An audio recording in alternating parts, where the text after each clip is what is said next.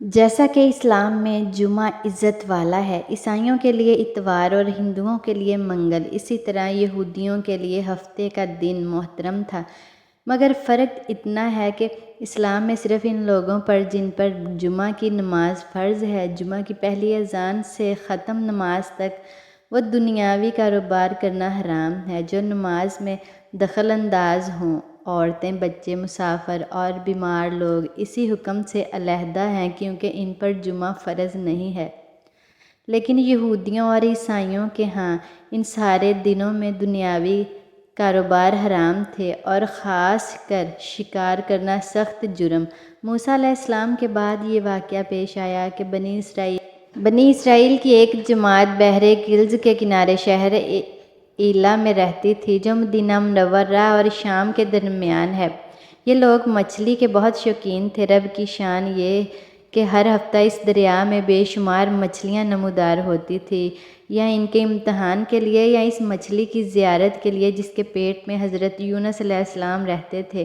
باقی دنوں میں سب مچھلیاں غائب ہو جاتی تھیں۔ ان کے منہ میں پانی بھر آیا اور سوچنے لگے کہ کسی تدبیر سے ان کا شکار کرنا چاہیے جس سے شکار بھی ہو جائے اور ہفتے کا دن بے حرمتی بھی نہ ہو۔ آخر ان عقل مندوں نے یہ حیلہ سوچا کہ دریائے کے ارد گرد بہت سے گہرے غار کھود دیے اور دریا سے اس غار تک نالیاں بنا دیں۔ جمعہ کی شام کو ان نالیوں کا منہ کھول دیتے تھے کہ پانی کے ساتھ مچھلیاں ان گڑھوں میں آ جائیں، اور اتوار کے دن ان گڑھوں سے پکڑ لیتے تھے اور کہتے تھے کہ ہم ہفتہ کو شکار نہیں کرتے۔ انہوں نے وہ مچھلیاں خوب کھائیں اور فروخت کیں جس سے یہ خوب مالدار ہو گئے۔ 40 یا 70 سال تک ان کا یہ عمل رہا۔ یہ لوگ کل 70,000 تھے۔ ان کی 3 جماعتیں بن گئی، ایک تو شکار کرنے والوں کے، دوسرے اسے منع کرنے والوں کی اور تیسرے خاموش رہنے والوں کی۔ یہ لوگ کل 12,000 تھے، باقی سب شکاری۔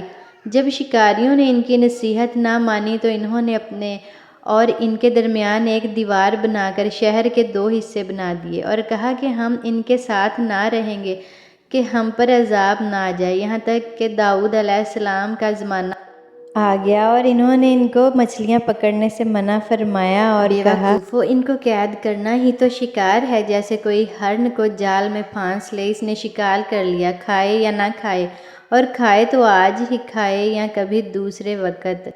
غرض یہ کہ ہفتہ کے دن تمہیں شکار کی ممانعت ہے، نہ کہ فقط ہاتھ میں پکڑنے کی یا کھانے کی۔ اس سے باز آ جاؤ ورنہ عذاب میں گرفتار ہو جاؤ گے۔ شکاریوں نے کہا کہ ہم تو بہت عرصہ سے یہ کام کر رہے ہیں، اگر یہ برا ہوتا تو اب تک ہم کو امن کیوں ملتی؟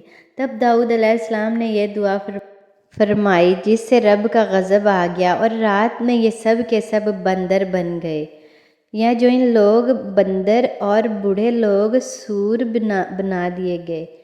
ان کے عقل و حواس تو باقی رہے مگر ان کی قوت گویا جاتی رہی اور جسموں سے سخت بدبو نکلنے لگی۔ استغفر اللہ۔ صبح کے وقت اس محلے کو لوگوں نے دیکھا کہ نہ تو اس محلے سے کوئی آدمی آتا ہے اور نہ کوئی آواز، نہ کوئی دھواں وغیرہ نکلتا ہے، تو یہ دیواروں پر چڑھ کر ان کے گھروں میں داخل ہو گئے۔ وہ بندر ان کو دیکھ کر ان کی طرف دوڑے اور ان کے قدموں سے لپٹ گئے اور ان کے کپڑے سونگھتے اور روتے تھے۔ ان لوگوں نے کہا کہ کیا ہم نے تمہیں شکار کرنے سے منع نہ کیا تھا؟ وہ بندر سر ہلاتے اور آنسو ان کے رخساروں پر بہتے تھے۔ اس حال پر ان کی 3 روز گزرے اور سب ہلاک کر دیے گئے، نہ کوئی باقی بچا اور نہ ان کی نسل چلی۔ لوگوں میں یہ مشہور ہے کہ موجودہ بندر ان ہی کی نسل میں سے ہیں، لیکن یہ غلط ہے۔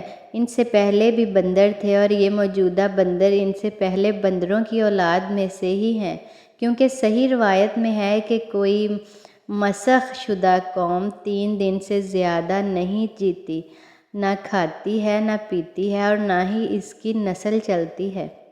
امید کرتی ہوں کہ آج کی ویڈیو آپ کو پسند آئی ہوگی۔ آئندہ ملتے ہیں نیکسٹ ویڈیو میں۔ ویڈیو اچھی لگنے کی صورت میں لائک کر دیں اور کمنٹ سیکشن میں ضرور بتائیے گا۔ ویڈیو کو لائک کر دیں، چینل کو سبسکرائب کر دیں، اور اگر بیل آئیکن کو دبا دیں تو ہر آنے والی ویڈیو کی نوٹیفیکیشن آپ تک پہنچتی رہے گی۔ جزاک اللہ خیر۔